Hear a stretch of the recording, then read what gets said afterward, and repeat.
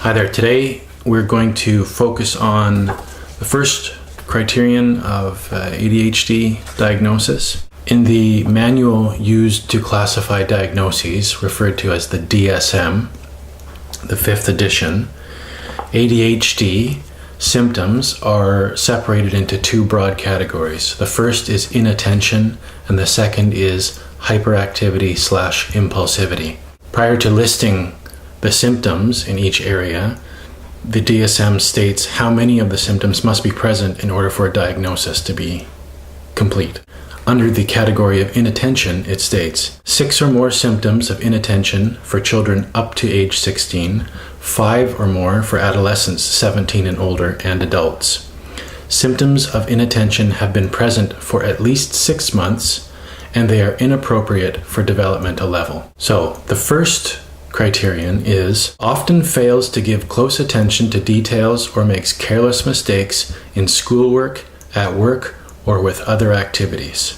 It's important to recognize that failure to pay close attention is not in and of itself adequate for diagnosis of ADHD. Here are some specific areas in which inattention might arise.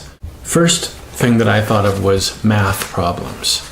And I'm not talking about learning disabilities in math. I'm talking about understanding the concept. But when it comes to putting the concept on paper, we make careless mistakes.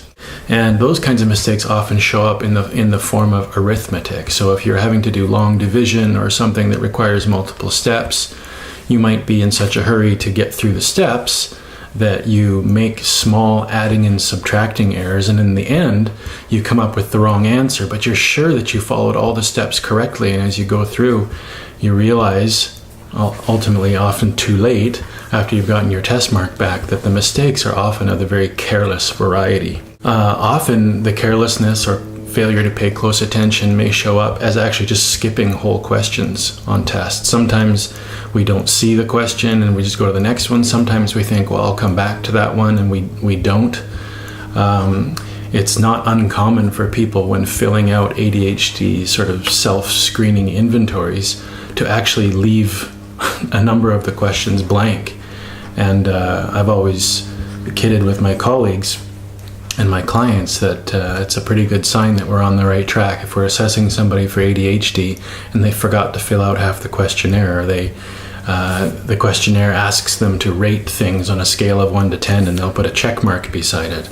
This is not an intelligence problem, it's a failure to pay close attention problem.